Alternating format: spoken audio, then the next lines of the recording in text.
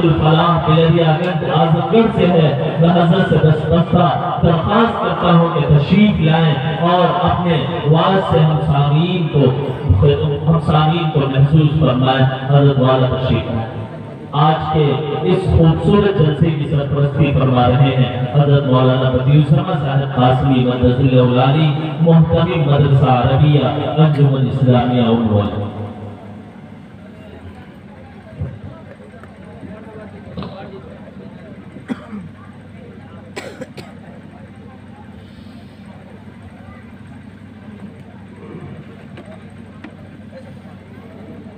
الحمد لله نحمده ونستعينه ونؤمن به ونتوكل عليه ونعوذ بالله من شرور انفسنا ومن سيئات اعمالنا من يهده الله فلا مضل له ومن يضلل فلا هادي له واشهد ان لا اله الا الله وحده لا شريك له واشهد ان محمدا عبده ورسوله اللهم صل وسلم وبارك وانعم على عبدك ورسولك ونبيك محمد وعلى اله واصحابه اجمعين اما بعد فاعوذ بالله من الشيطان الرجيم بسم الله الرحمن الرحيم ان هذا القران يهدي للتي هي اقوم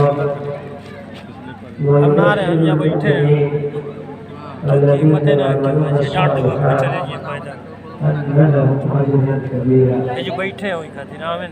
وقال النبي صلى الله عليه وسلم إن الله يرفع بهذا الكتاب الأقوام ويذر به الآخرين۔ اسٹیج پہ بیٹھے ہوئے علماء کرام، محترم بزرگوں، عزیز نوجوانوں، پیارے بچوں، محترم ماؤں اور بہنوں،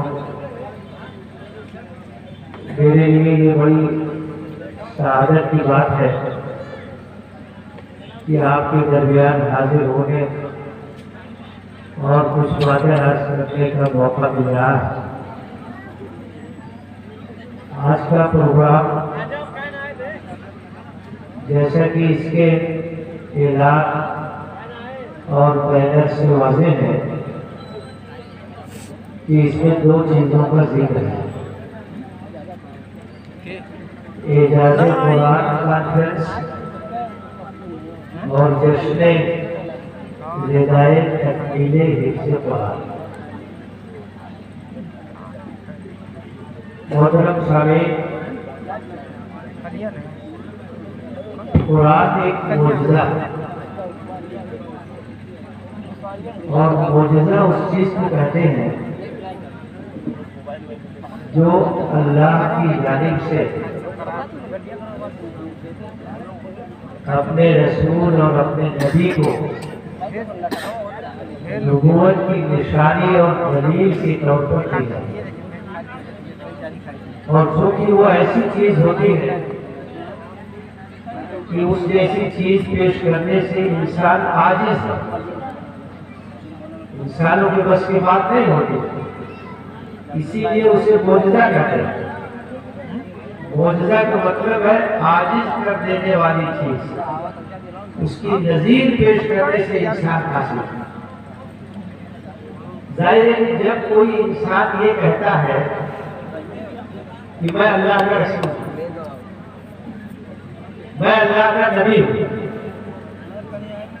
اللہ نے میرا انتخاب کیا اور میں اس کا نمائندہ ہوں، میری بات مانو، مجھ پر ایمان لاؤ، میری اطاعت کرو، تو یہ بہت بڑی بات ہے۔ جب یہ دعویٰ کوئی کرتا ہے تو یہ بہت بڑا دعویٰ، تو ظاہر ہے کہ لوگ کہیں گے کہ اس بات کا کیا ثبوت ہے کہ آپ نبی ہیں، اس بات کی کیا دلیل ہے کہ آپ اللہ کے منتخب کیے ہوئے رسول ہیں۔ تو اللہ تعالیٰ اپنے نبیوں کو، اپنے رسولوں کو نشانی دیتا ہے، اسی نشانی کو معجزہ ہے۔ حضرت موسیٰ علیہ السلام کو جب نبوت کے مقام پر فائز کیا گیا تو ان کو نشانی دی گئی، معجزہ دیا گیا۔ ایک نشانی کیا تھی کہ ان کے ہاتھ میں جو لاٹھی تھی وہ اسے زمین پہ ڈال دیتے تھے تو وہ سانپ بن جاتے، پکڑ لیتے تھے تو لاٹھی ہو جاتی۔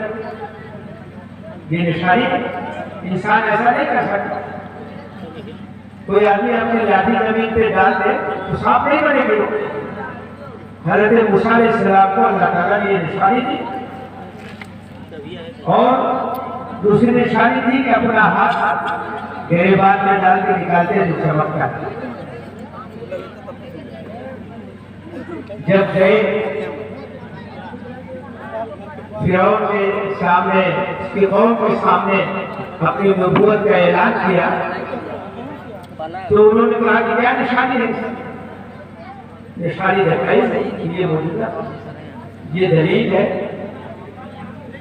انہوں نے انکار کیا، کہا یہ تو جادو ہے، تو جادوگروں سے مقابلہ کرا لیا، بڑے بڑے جادوگروں کو اکٹھا کیا۔ لیکن جب حضرت موسیٰ علیہ السلام نے اپنی لاٹھی ڈالی تو دوسرے لوگ سمجھے نہ سمجھے جادوگر تو سمجھ گئے کہ جادو ہے، وہ سمجھ گئے کہ جادو، اس لیے کہ وہ جادو کے ماہر تھے، وہ سمجھ گئے کہ جادو ہے، انہوں نے ایمان کا اعلان کیا۔ اور فرعون نے زبردست دھمکی دی کہ میں تمہارے ہاتھ اور پیر کٹوا دوں گا اور تمہیں سولی پہ چڑھا دوں گا، لیکن انہوں نے کہا فَقْضِ مَا أَنْتَ قَاضٍ إِنَّمَا تَقْضِي هَٰذِهِ الْحَيَاةَ الدُّنْيَا، جو چاہو فیصلہ کرو، تمہارے فیصلے کا تعلق اس دنیا کی زندگی سے ہے، ہم تو اللہ پر ایمان اس لیے لائے ہیں کہ ہماری مغفرت ہو جائے اور ہماری آخرت سمجھ جائے۔ دیکھیں جب کسی کے دل میں ایمان رچ بس جائے گا، بڑی سے بڑی قربانی وہ دے دے گا، لیکن ایمان کا سودا نہیں ہوگا۔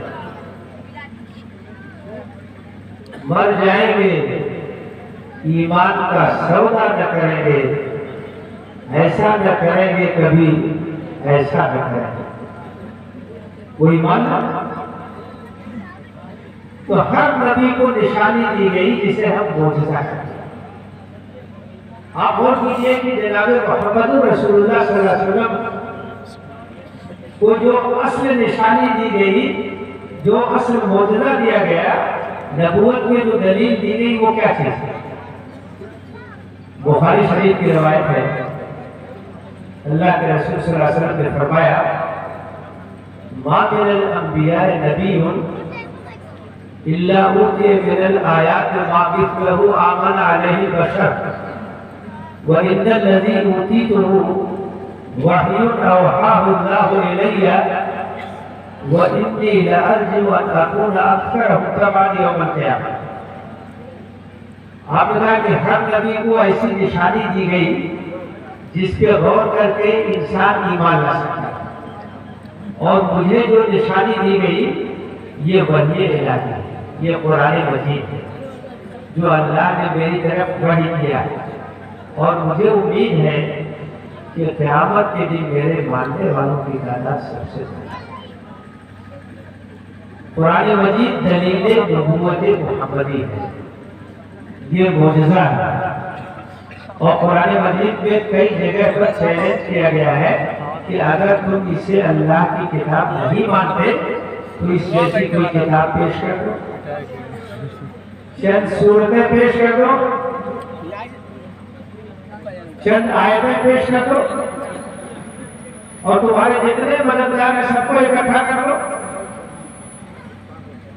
بڑے بڑے ادیب تھے، فصاحت اور بلاغت کے میدان کے شہسوار تھے، اسی عربی زبان میں قرآن مجید نازل ہوا جس کو وہ بولتے تھے، جس کے وہ ماہر تھے۔ آج تک کوئی قرآن کے اس چیلنج کو قبول نہیں کر سکا اور قیامت تک قبول نہیں کر پائے گا۔ یہ اللہ کا کلام ہے، یہ کسی انسان کا کلام نہیں ہے، یہ اللہ کا کلام ہے۔ اس کی فصاحت، اس کی بلاغت، اس کی شیرینی، اس کی حلاوت، اس کے مضامین، اس کی تاثیر بہت سارے پہلو ہیں جن پہلوؤں سے قرآن موجودہ ہے، اور انہیں پہلوؤں کو بیان کرنے کے لیے ہمارے علماء نے کتابیں لکھی ہیں جس کو ہم کہتے ہیں اعجاز القرآن کا کتاب ہے۔ قرآن کے اعجاز کو ظاہر کیا ہے، واضح کیا ہے۔ آپ نے دیکھیں قرآن کے یہ بھی معجزہ ہے کہ پورا کا پورا قرآن سینے میں محفوظ ہو جائے، اور چھوٹے چھوٹے بچے قرآن مجید یاد کریں۔ 7 سال کا بچہ، 9 سال کا بچہ، 10 سال کا بچہ، پورا قرآن اس کے سینے میں محفوظ ہو۔ یہ بھی قرآن کے معجزہ ہونے کی ایک دلیل ہے۔ وہ اللہ کا کلام ہے، کسی انسان کا کلام نہیں ہے۔ قرآن کا حفظ بھی اللہ تعالیٰ نے آسان بنایا ہے۔ قرآن کا یہ بھی اعجاز ہے، قرآن کا یہ بھی معجزہ ہونے کا ایک پہلو ہے کہ قرآن پڑھنے سے کبھی طبیعت دکھاتے نہیں۔ دنیا کی کوئی بھی کتاب ہو، 2 بار پڑھیں گے، 4 بار پڑھیں گے، 10 بار پڑھیں گے طبیعت بھر، لیکن قرآن سے طبیعت کبھی بھر نہیں سکتی۔ قرآن کی لذت اتنی زبردست ہے، وہ قرآن کی حلاوت، اس کی شیرینی اور اس کی مٹھاس ایسی ہے کہ کبھی طبیعت نہیں بھر سکتی، زندگی بھر پڑھتے رہے طبیعت کبھی بھر نہیں سکتی۔ اور یہ بھی دیکھیے قرآن کا اعجاز ہے کہ جو لوگ عربی زبان نہیں سمجھتے ہیں وہ بھی قرآن پڑھتے ہیں، ان کو لطف ملتا ہے، وہ بھی قرآن سنتے ہیں، ان کو لطف ملتا ہے۔ دنیا کی کوئی ایسی کتاب نہیں ہوگی جس کو وہ لوگ بھی پڑھتے ہیں جو اس زبان کو نہیں سمجھتے۔ قرآن کے علاوہ کوئی کتاب نہیں، واحد کتاب ہے قرآن مجید کہ ہم صرف ناظرہ پڑھ لیتے ہیں، قرآن پڑھتے ہیں، عربی نہیں سمجھتے ہیں لیکن قرآن پڑھتے ہیں، قرآن کو یاد کرتے ہیں، قرآن کو سنتے ہیں اور اس کو لذت ملتی ہے۔ یہ اعجاز ہے قرآن کا، یہ قرآن کلام الہی ہے، یہ دلیل نبوت محمدی ہے۔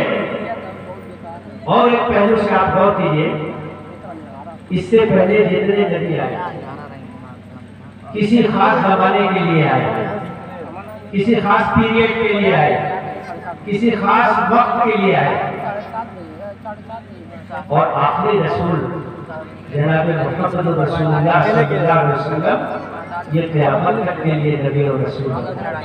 آپ کے بعد کوئی نبی نہیں آنے والا، آپ کے بعد کوئی رسول نہیں آنے والا، ساری انسانیت کے آپ رسول ہیں، ہر زمانے کے آپ رسول ہیں، قیامت تک آنے والے انسانوں کے آپ رسول ہیں۔ قُلْ يَا أَيُّهَا النَّاسُ إِنِّي رَسُولُ اللَّهِ إِلَيْكُمْ جَمِيعًا، اے نبی اعلان کر دیجئے کہ لوگوں میں تم سب کی طرف اللہ کا رسول بنا کے بھیجا۔ تو آپ کی نبوت قیامت تک کے لیے ہے، تو آپ کو نشانی اور معجزہ ایسا دیا گیا جو قیامت تک باقی ہے۔ قرآن مجید موجود ہے، قرآن مجید محفوظ ہے اور محفوظ رہے گا۔ جس طرح سے نازل ہوا تھا اسی طرح سے موجود ہے۔ ایک لفظ یا ایک حرف کی تبدیلی اس کے اندر نہیں ہوئی ہے، نہ ہو سکتی ہے، اس کی حفاظت کا ذمہ اللہ نے لیا۔ اِنَّا نَحْنُ نَزَّلْنَا الذِّكْرَ وَإِنَّا لَهُ لَحَافِظُونَ، اس کتاب نصیحت کو ہم نے نازل کیا ہے اور اس کی حفاظت ہمارے ذمہ ہے۔ اللہ تعالیٰ نے اس کی حفاظت کا ذمہ لیا ہے۔ دنیا میں بہت سے لوگ ہیں جو قرآن پر ایمان نہیں رکھتے، لیکن کوئی یہ دعویٰ نہیں کر سکتا کہ قرآن کے اندر کوئی تبدیلی ہوئی۔ دنیا کے ہر خطے میں قرآن پڑھا جاتا ہے، قرآن کے نسخے موجود ہیں۔ دنیا کے مختلف خطوں سے آپ قرآن مجید کے نسخے منگوا لیجیے اور آپس میں ملا کے دیکھ لیجیے، ایک لفظ اور ایک حرف کا فرق ملے گا۔ وہی قرآن ہے جو ہم یہاں پڑھتے ہیں، وہی قرآن رشیا میں پڑھا جاتا ہے، وہی قرآن چائنا میں پڑھا جاتا ہے، وہی افریقہ میں پڑھا جاتا ہے، وہی یورپ میں پڑھا جاتا ہے، ہر خطے میں ہر جگہ وہی پڑھا ہے۔ اس کی حفاظت کا ذمہ اللہ نے لیا۔ تو اس سے پہلے جو نبی آئے ان کی نبوت ایک خاص زمانے کے لیے تھی، تو ان کو نشانی بھی ایسی دی گئی جس کو اس زمانے کے لوگ اس کا مشاہدہ کر سکیں۔ آج حضرت موسیٰ علیہ السلام کا جو معجزہ ہے اس پر ہمارا ایمان ہے، قرآن میں اس کا ذکر ہے، لیکن ہم اس کا مشاہدہ نہیں کر سکتے۔ لیکن اللہ کے رسول صلی اللہ علیہ وسلم کو جو نشانی دی گئی قرآن کی شکل میں وہ موجود ہے، قیامت تک موجود رہے گی۔ وہ ایک معجزہ ہے، اعجاز کے بہت سارے پہلو اس کے اندر ہے۔ ہر دور کے انسان کے سامنے آپ قرآن کو رکھ سکتے ہیں کہ اس کو پڑھیے، اس کو دیکھیے، یہ جناب محمد رسول اللہ صلی اللہ علیہ وسلم کے نبی ہونے کی دلیل، اس کا ثبوت ہے، اس کا برہان ہے۔ یہ ہے قرآن مجید کا اعجاز، اور یہ اللہ تعالیٰ کی بہت بڑی نعمت ہے۔ اللہ کی یہ نعمت ہمارے پاس ہے، اس پر ہمیں اللہ کا شکر ادا کرنا چاہیے۔ جتنا شکر ادا کرے کم ہے۔ سب سے بڑی نعمت یہ ہے، سب سے بڑا احسان یہ ہے، اس کی قدر کرنی چاہیے۔ قرآن مجید میں اللہ تعالیٰ نے فرمایا ہے یا ایھا الناس قد جاءتکم موعظۃ من ربکم وشفاء لما فی الصدور وہدی ورحمۃ للمؤمنین۔ اے انسانوں، تمہارے پاس تمہارے پروردگار کی جانب سے نصیحت آ گئی ہے، اور دلوں کی جو بیماریاں ہیں اس کا علاج آ گیا ہے، اہل ایمان کے لیے ہدایت اور رحمت کا سامان آ گیا ہے۔ قل بفضل اللہ وبرحمتہ، کہہ دیجیے کہ یہ اللہ کے فضل کا نتیجہ ہے، اللہ کی رحمت کا نتیجہ ہے کہ اس نے قرآن نازل کیا، قرآن جیسی نعمت سے تمہیں ہمکنار کیا۔ فَبِذَلِكَ فَلْيَفْرَحُوا هُوَ خَيْرٌ مِّمَّا يَجْمَعُونَ، اس پر تمہیں خوشی منانا چاہیے، اس پر تمہیں مسرت کا اظہار کرنا چاہیے۔ قرآن کا خزانہ اس دولت سے بہتر ہے جس کے پیچھے دنیا بھاگ رہی ہے، جس کو دنیا سمیٹ رہی ہے، جس کے لالچ میں پڑی ہوئی ہے، اس سے بہتر قرآن، قرآن کی نعمت ہے، قرآن کی روشنی ہے، قرآن کی ہدایت ہے، قرآن کی رہنمائی ہے۔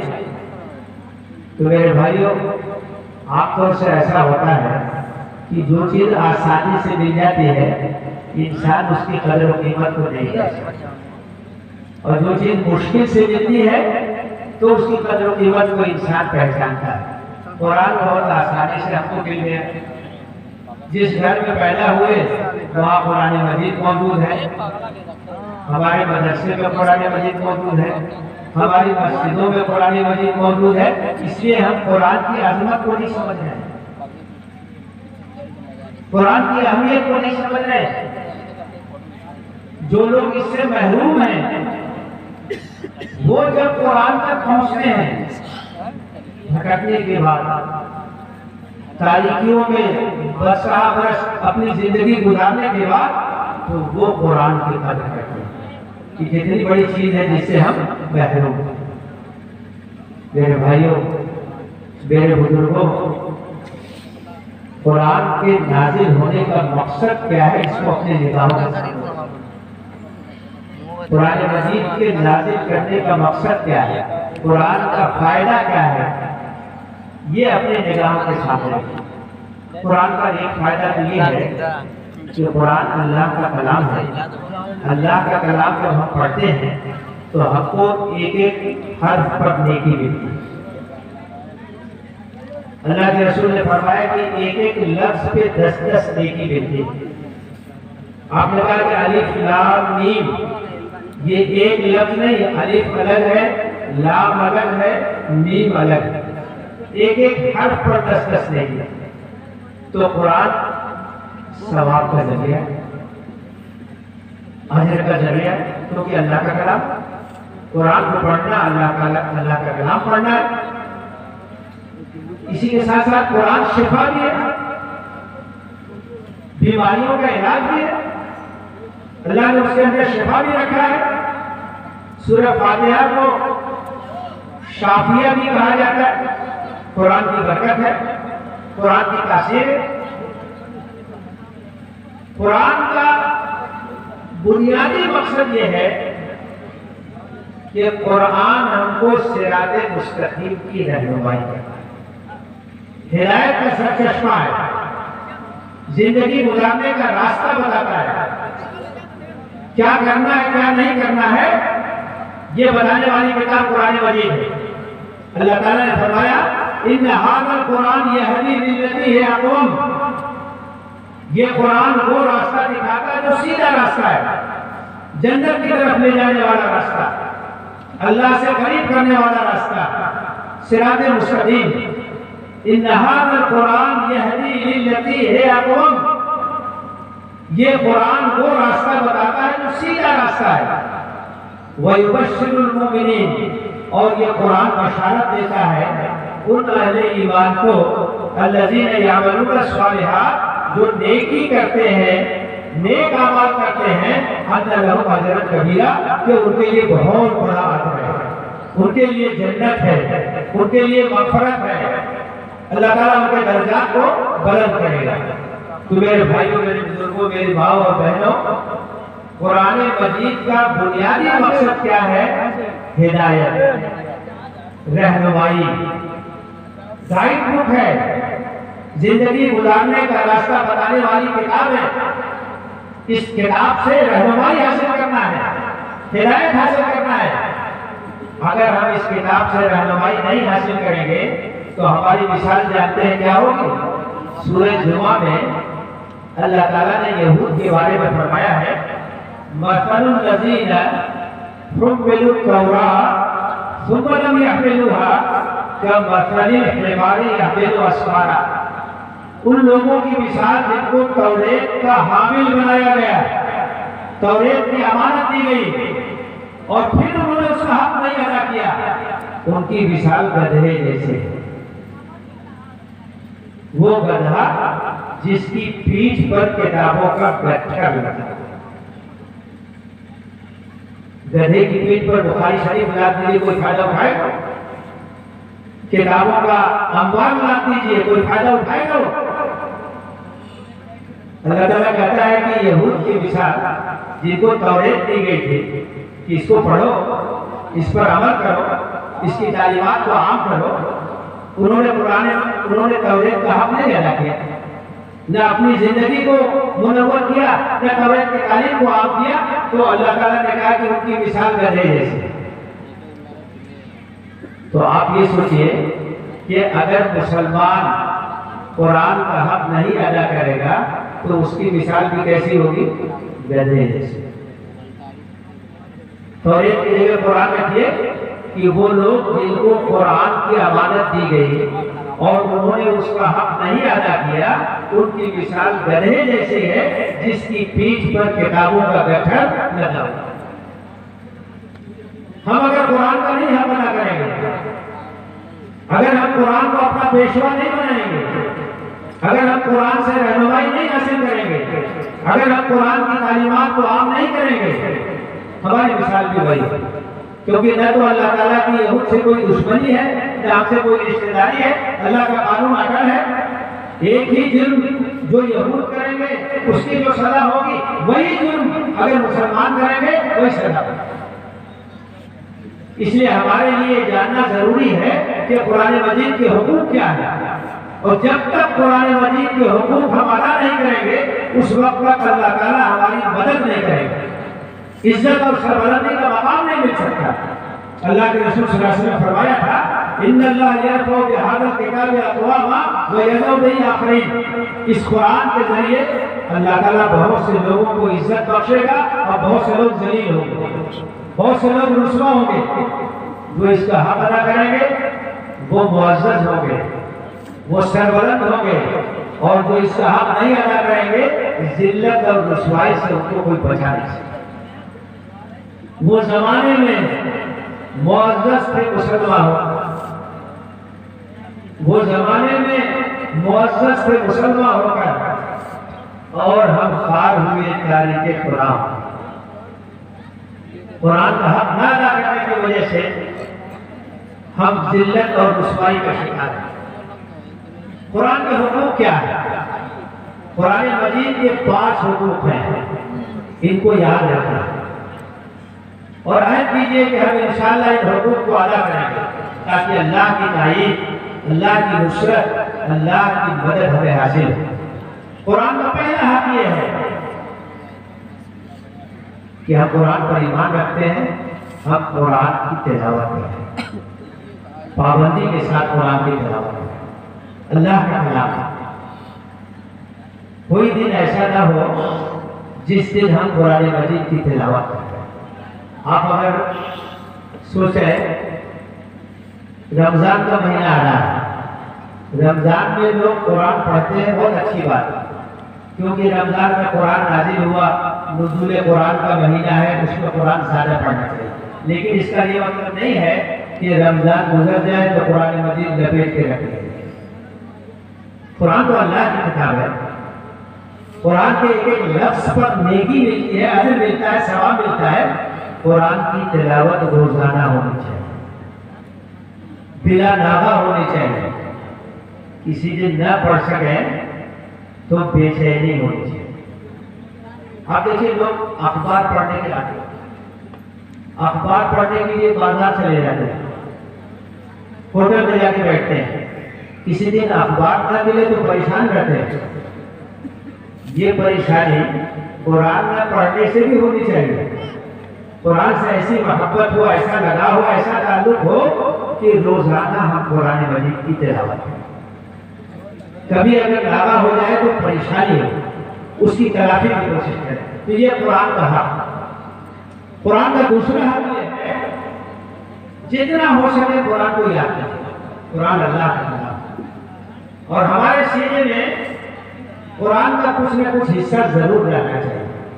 اللہ کے رسول صلی اللہ علیہ وسلم نے فرمایا ان الذی لیس فی قلبہ شیء من القرآن کالبیت الخریف، جس کے سینے میں قرآن کا کچھ بھی حصہ نہ ہو وہ کھڈر کی طرح، گرے ہوئے مکان کی طرح۔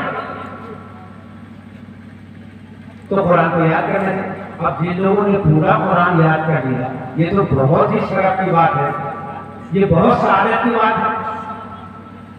یہ جشن ردائے تکمیل حفظ قرآن ہے، جنہوں نے یہ سعادت حاصل کی مبارکباد کے مستحق، ان کے والدین بھی مبارکباد کے مستحق، ان کے اساتذہ بھی مبارکباد کے مستحق کہ ان کے سینے میں قرآن، جب چاہے جتنا چاہے قرآن پڑھیں، قرآن کی تلاوت کرتے رہیں۔ ہمارے بزرگوں کو جب جیل میں بند کیا گیا اور تمام کتابوں سے محروم کیا گیا تو انہوں نے کہا تم میرا کیا کر سکتے ہو، میرے سینے میں قرآن ہے، میں قرآن پڑھتا رہوں گا، تم قرآن سے مجھ کو محروم نہیں کر سکتے۔ تو حفظ قرآن میں بہت سعادت کی بات ہے، لیکن بہت ذمہ داری کی بات ہے۔ قرآن مجید کو یاد کرنے کے بعد اس کو بھلا دینا بہت بڑا ہے، اس لیے اس کو باقی رکھنا ضروری ہے، اس کو دہراتے رہنا ضروری ہے، اس کا اعادہ کرتے رہنا ضروری ہے۔ اب دیکھیے رمضان کے مہینے میں تراویح میں قرآن سنایا جاتا ہے، حفاظ کا قرآن تازہ ہو جاتا ہے، قرآن سنانے والے، قرآن سننے والے، تو یہ ذمہ داری ہے کہ اس کو باقی رکھنا ہے۔ تو یہ دوسرا حق ہے قرآن مجید کو یاد کرنا، جتنا ہو سکے یاد کرنا، اسے دہرائیں۔ نماز میں ہمیں قرآن پڑھنا ہے، قرآن ہم نہیں یاد کریں گے، سورتیں نہیں یاد کریں گے تو رمضان کے صحت کیسے کریں گے؟ قرآن مجید کا تیسرا حق یہ ہے کہ قرآن مجید کی آیتوں کو سمجھنے کی کوشش کی جائے، کیونکہ قرآن ہدایت کے لیے آیا ہے۔ تو ہدایت تو اسی وقت ملے گی جب ہم سمجھیں گے اسے، جب ہم اس کی آیتوں پر غور کریں گے۔ اگر ہم نہیں سمجھیں گے تو اس کی ہدایت سے فائدہ کیسے اٹھائیں گے؟ وہ اللہ کا کلام ہے، اللہ تعالیٰ کا فرمان ہے، اللہ تعالیٰ کچھ چیزوں کا حکم دے رہا ہے، کچھ چیزوں سے روک رہا ہے، کہیں جنت کا ذکر ہے، کہیں جہنم کا ذکر ہے، کہیں حشر کا ذکر ہے، کہیں نشر کا ذکر ہے، کہیں سابقہ قوموں کے واقعات ہیں، عبرت کے واقعات قرآن نے بیان کیے ہیں۔ اگر ہم اس کو سمجھیں گے نہیں تو اس سے نصیحت کیسے حاصل کریں؟ تو قرآن کو سمجھنا بھی ضروری ہے۔ جو لوگ عربی زبان جانتے ہیں وہ تو براہ راست قرآن سمجھتے ہیں، جو لوگ عربی زبان نہیں جانتے ہیں وہ ترجمہ پڑھیں۔ ہمارے بزرگوں نے اسی لیے ترجمہ کیا ہے، اردو میں بھی ترجمہ موجود ہے، ہندی میں بھی ترجمہ موجود ہے، انگریزی میں بھی ترجمہ موجود ہے۔ جو زبان آپ جانتے ہیں اس زبان میں قرآن مجید کا ترجمہ اور اس کا انوار موجود ہے۔ تو قرآن کا حق ہے کہ اس کو سمجھا جائے، اس کی آیتوں پر غور کیا جائے، ہمارا رب ہم کو کیا حکم دے رہا ہے اس کو سمجھنے کی کوشش کی جائے۔ جب آپ قرآن پڑھیں گے، اس کا ترجمہ پڑھیں گے، اس پر غور کریں گے، دل پر اثر ہوگا، قرآن کی تاثیر ظاہر ہوگی۔ افلا یتدبرون القرآن ام علی قلوب اقفالها، کیا ہو گیا ہے جو قرآن پر غور نہیں کرتے یا دلوں پہ تالے لگ گئے ہیں؟ یہ تو کتاب اسی میں نازل ہوئی، کتاب انزلناہ الیک مبارک لیدبروا آیاتہ ولیتذکر اولو الالباب، یہ ایک مبارک کتاب ہے جس کو ہم نے نازل کیا ہے تاکہ اس کی آیتوں پر لوگ غور کریں اور عقل مند اس سے نصیحت حاصل کریں۔ تو یاد رکھیے قرآن کا یہ حق ہے کہ قرآن کی آیتوں پر غور کیا جائے، اس کو سمجھنے کی کوشش کی جائے۔ قرآن کا چوتھا حق یہ ہے کہ قرآن پر عمل کیا جائے، قرآن کی آیتوں کے مطابق اپنی زندگی کو ڈھالا جائے، اپنے اخلاق اور اپنی سیرت کو سنوارا جائے۔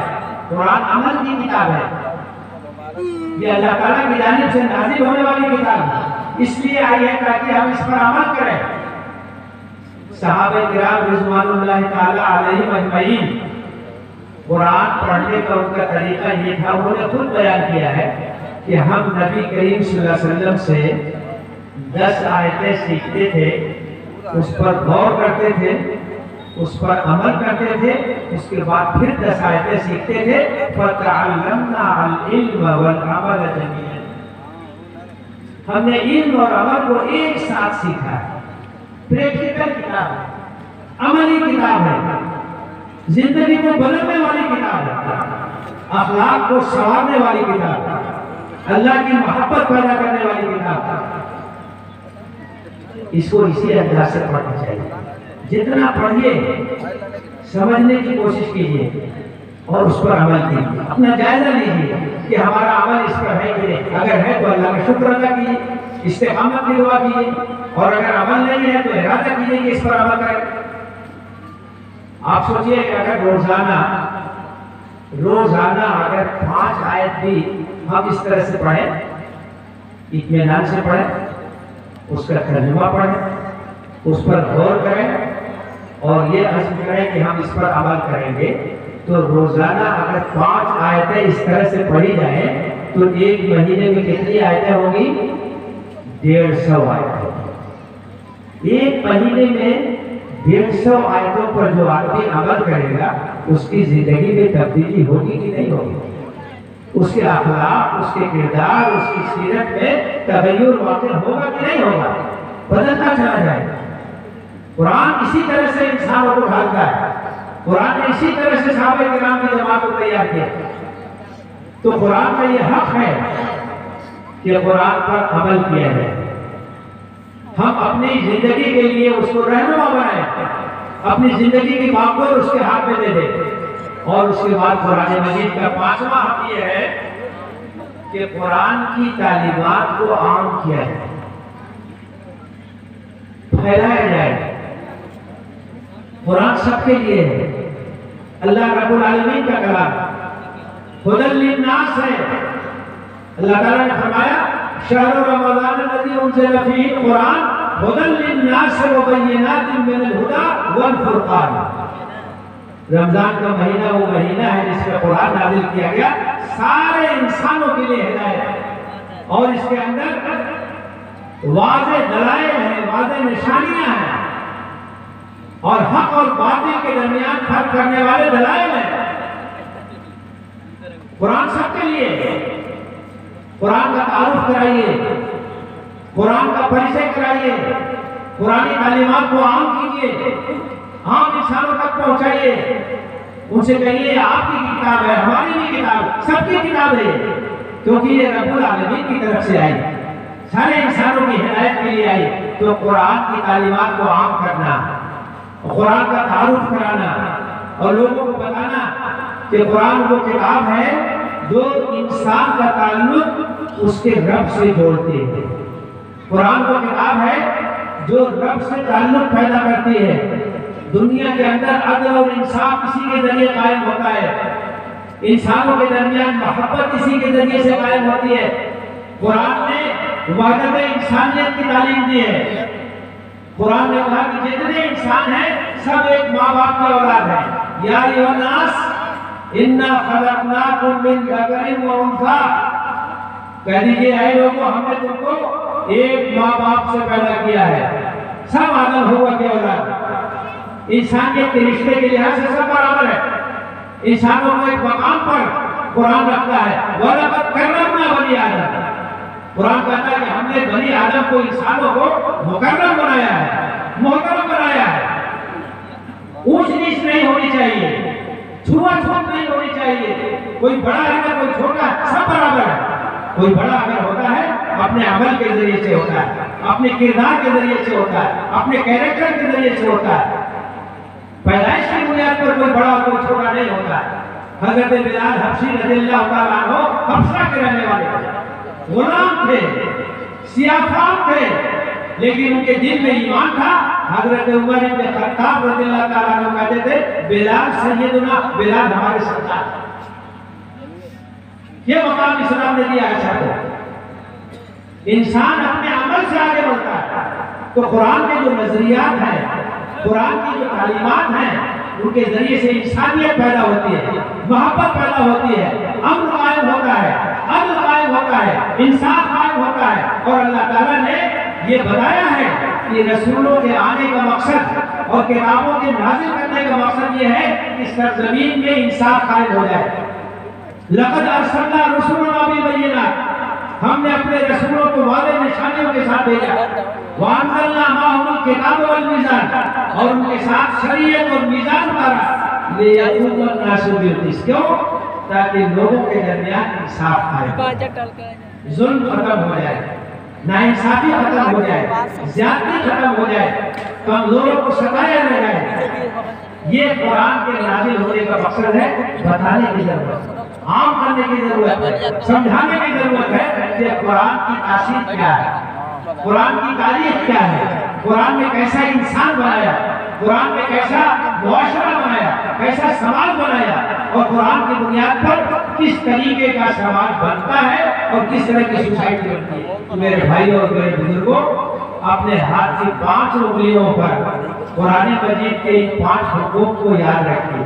قرآن کی تلاوت کرنا، قرآن کو یاد کرنا، قرآن کو سمجھنا، اس کی آیتوں پر غور کرنا، قرآن پر عمل کرنا، اور اس کی تعلیمات کو عام کرنے کی کوشش کرنا۔ یہ قرآن مجید کے حقوق ہیں۔